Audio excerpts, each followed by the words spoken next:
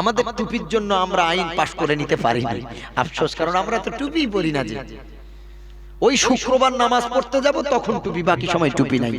আমরা আমার নিজের ধর্মকে আমরা ছোট করেছি। আল্লাহ আমাদের বোঝার তৌফিক দিক, সকলে বলেন আমিন। তাহলে প্রথম নম্বর, যদি কেউ মহামারীতে আক্রান্ত হয়ে মারা যায় তার মৃত্যুটা কি হবে? শহীদের মৃত্যু। মনে রাখবেন 5 ধরনের মৃত্যু শহীদের মৃত্যু। নাম্বার 2, আল মাবতুন। নবীজি বলেছেন যদি কেউ পেটের রোগে মরে যায়, পেটের রোগে আক্রান্ত হয়ে যদি সেই কারো মৃত্যু হয়, তার যদি ঈমান থাকে, আমার নবী বলেছেন তার মৃত্যু হবে শহীদের মৃত্যু। পেটের রোগ কার নাই? গ্যাসের রোগ সবার আছে, কিডনির রোগ, লিভারের কোনো না কোনো রোগ আছে। আল্লাহর নবী বলেন যদি কোনো ঈমানদার পেটের রোগে আক্রান্ত হয়ে ইন্তেকাল করে, তার মৃত্যু হবে শহীদের মৃত্যু। জোরে বলেন না সুবহানাল্লাহ। কি দামি হাদিস, কি মূল্যবান হাদিস শুনে। তাহলে কটা হলো? একটা হলো মহামারীতে, একটা হলো পেটের রোগ। নাম্বার 3, ওয়াল গরিকু। যদি কেউ সমুদ্রে ডুবে মারা যায়, পুকুরে ডুবে মারা যায়, যদি কেউ আপনার কিনা নদীতে ডুবে মারা যায়, যদি কেউ পুকুরে ডুবে, খালে ডুবে মারা যায়, কারেন্ট ইলেকট্রিক শক লেগে খালে ডুবে মারা গেছে, ঝড়ের কবলে পড়ে তার জাহাজ ডুবে মারা গেছে, আমার আপনার দয়ার নবী বলেন তার যদি ঈমান থাকে গো, আমি নবী ঘোষণা দিলাম ডুবে যদি মারা যায় আর ঈমান যদি থাকে, তার মৃত্যু হবে শহীদের মৃত্যু। সুবহানাল্লাহ। নাম্বার 4, ও সাহিবুল হাদমি। যদি কেউ বজ্রাঘাত পড়ে মারা যায়, বজ্রপাত হয়েছে তার উপরে, হঠাৎ করে মাঠে গরু আনতে গেল, এমন করে বৃষ্টির সময় বজ্রাঘাতে তার মৃত্যু হলো, অপঘাতে মৃত্যু হলো।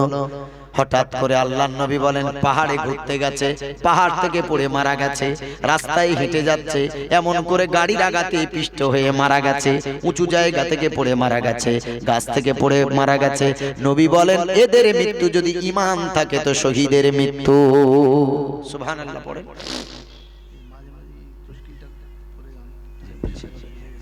আচ্ছা ঠিক আছে। তাহলে কটা হলো বাপ? 4টে। আর একটা, শাহীদু ফি সাবিলিল্লাহ।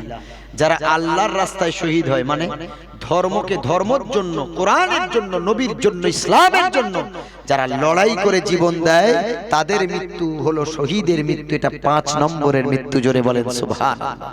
প্রথম নম্বর মহামারীর কথা, দ্বিতীয় নম্বর পেটের রোগ, তৃতীয় ডুবে, চতুর্থ অ্যাক্সিডেন্টে বা কোনো জায়গা থেকে পড়ে বা আপনার জালে জড়িয়ে ফাঁস লেগে এভাবে যদি মারা যায়, আর পঞ্চম হলো আল্লাহর রাস্তায় যদি শহীদ হয়। মনে থাকবে তো ইনশাআল্লাহ দামি কথাগুলো?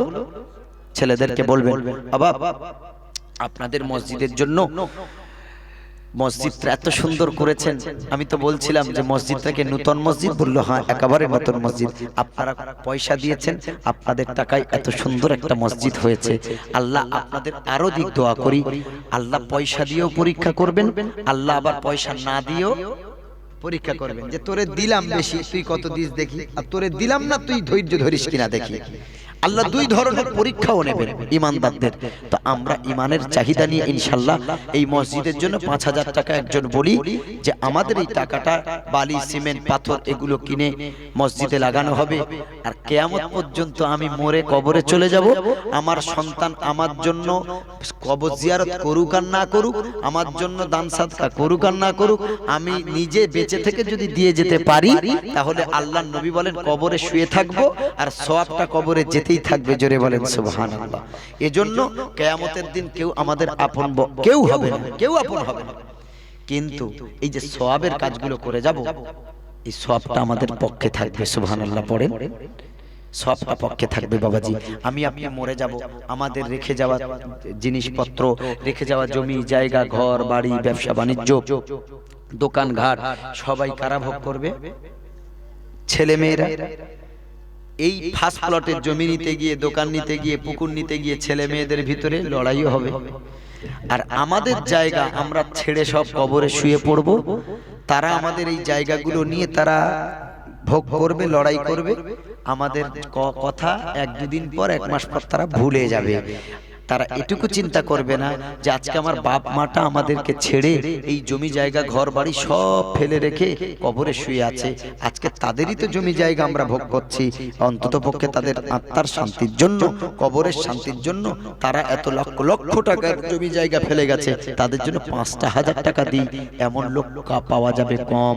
আল্লাহর নবী বলেছেন কিয়ামতের আগে ইয়াকসুরু ফীকুমুল মাল, মানুষের অর্থ সম্পদ বৃদ্ধি পাবে, মানুষের টাকা বৃদ্ধি পাবে, আগের থেকে ধীরে ধীরে বাড়বে, কিন্তু কৃপণতা বেড়ে যাবে, মানুষ কৃপণ হয়ে যাবে, রাসূল এটা বলেছেন। কিন্তু ঈমানদার যারা, যাদের অন্তরে ঈমান আছে, আল্লাহর প্রতি বিশ্বাস আছে, নবীর প্রতি বিশ্বাস আছে, কোরআনের প্রতি বিশ্বাস আছে, মসজিদের জন্য মায়া হয়, মাদ্রাসার জন্য মায়া হয়, আল্লাহর নবী বলেছেন তারা মৃত্যুর আগ পর্যন্ত কৃপণতা করবে না।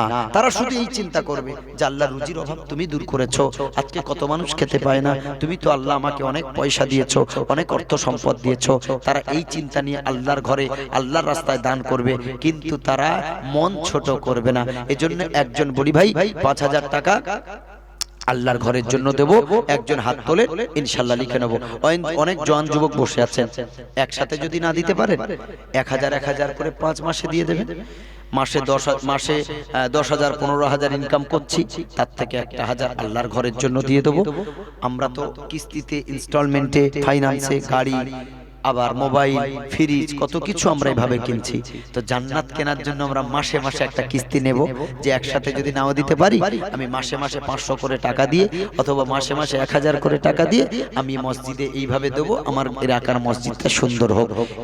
একজন বলেন এইভাবে মাসে 500 হোক, মাসে 1000 হোক, এভাবে দিয়ে দিয়ে আপনি 5,000 টাকা পূর্ণ করবেন।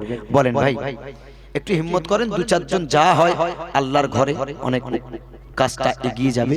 আপনারা দেখেছেন এখন ভিতরে অনেক কাজ বাকি, ওদিকে বাথরুমে, ওযুখানাতে কাজ বাকি, অনেক কাজ বাকি আছে। আপনারা এত সুন্দর মসজিদ করেছেন, আল্লাহর কাছে দোয়া চাই আপনাদের দ্বারাই আরো আল্লাহ কাজ করিয়ে নেবে ইনশাআল্লাহ। আল্লাহ যাকে ভালোবাসেন আল্লাহ তার দ্বারাই দ্বীনের কাজ নেন, আল্লাহ যাকে মহব্বত করেন আল্লাহ তার দ্বারাই খেদমত নেন, দ্বীনের কাজ করান। এজন্য আমাদের আল্লাহ তাআলা যতটুকু দিয়েছেন আমরা সেই পয়সা অনুযায়ী আমরা আল্লাহর কাজে এগিয়ে আসি, আমরা মসজিদের কাজে এগিয়ে আসি। নবী বলেছেন মান বানা লিল্লাহি মসজিদান বানাল্লাহু লাহু বাইতান ফিল জান্নাহ। আল্লাহর নবী কি দামি কথা বললেন, এই পৃথিবীর কিসের দাম? আল্লাহর নবী বললেন যে আমার আল্লাহর ঘর যদি কেউ বানায়, আল্লাহর ঘর যদি কেউ তৈরি করে, আল্লাহর ঘরের পিছনে কেউ যদি ব্যয় করে, তো আমার আল্লাহ দয়া করে তার জন্য, সে দুনিয়াতে বেঁচে আছে কিন্তু আল্লাহ তার জন্য জান্নাতে বিশাল একটা ঘর বানায়। জোরে বলেন সুবহানাল্লাহ।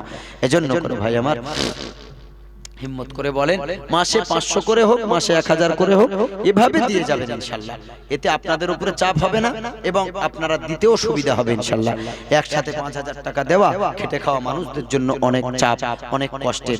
এজন্য 500-1,000 করে মাসে মাসে দেবেন। একজন বলেন ইনশাআল্লাহ। আমার ভাইজান যুবকেরা বসে আছেন, আল্লাহ অনেক পয়সা দিয়েছে, দোয়া করে দেব। অনেক আলেম বসে আছেন, অনেক বিধবা মাও পর্দার আড়ালে বসে আছেন, অনেক জওয়ান যুবক, অনেক এতিম বাচ্চারাও বসে আছেন। সবাই কে নিয়ে দোয়া করব। কখন কার দোয়া কিভাবে কবুল হয়ে যায়, আমাদের কোন জিনিস চাহিদা, আমাদের কি পেরেশানি আমরা জানি আর আল্লাহ জানে। আল্লাহ দানের বরকতে ইনশাআল্লাহ আমাদের পেরেশানি দূর করে দেবেন। ভাই আমার একটুখানি হিম্মত করে আসেন, একটুখানি 1-2 জন হাত তুলে বলেন যে আমি মাসে 500 করে বা মাসে 1,000 করে মসজিদে দেবো ইনশাআল্লাহ। আপনাদের মসজিদ, আপনারা যদি না দেন আমি সুভাষগ্রাম থেকে দিতে আসবো না, আপনারা যদি না দেন এই মহিষমারি থেকে লোক দিতে আসবে না। এলাকার হক, মসজিদ আপনাদেরই হক এটা। আর সরকার থেকে মসজিদ তৈরির জন্য ডোনেশন দেবে না, ডোনেট করবে না, পয়সা দেবে না। আমরা মুসলমানরা আমাদের কষ্টের টাকা আমরা অল্প অল্প মসজিদে দিয়ে আমরা মসজিদের উন্নতি ঘটাবো, আমরা মসজিদটাকে সুন্দর করে গড়বো ইনশাআল্লাহ।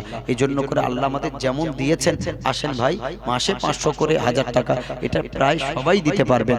কারণ এখন মসজিদের মাওলানা, ইমাম আর মাদ্রাসার হুজুর ছাড়া মানে 6,000-7,000 ইনকাম করে এমন মানুষ নাই। যারা আপনারা খেটে খান, ব্যবসা করেন, সেলাই মেশিন চালান, রিক্সা চালান, ভ্যান চালান, সবজি বিক্রি করেন, মাছ বিক্রি করেন, যাই করেন, আপনারা প্রতি মাসে অন্তত 10 থেকে 15,000 টাকা ইনকাম করছেন। তার মানে হলো একজন ইমাম, একজন মাদ্রাসার হুজুরের থেকে বেশি ইনকাম করছেন। তো মাসে যদি একটা মানুষ 10,000 ইনকাম করে, তার ইনকামের 1000 1500 যদি ইলেকট্রিক বিল চিচো যায়, তারপরে 2000 টাকা যদি পরিবারে বা 3000 টাকা খরচ হয়, তাহলে সব মিলিয়ে যদি তার 5-6 হাজার টাকা খরচ হয়, আরো 4000 টাকা থাকে।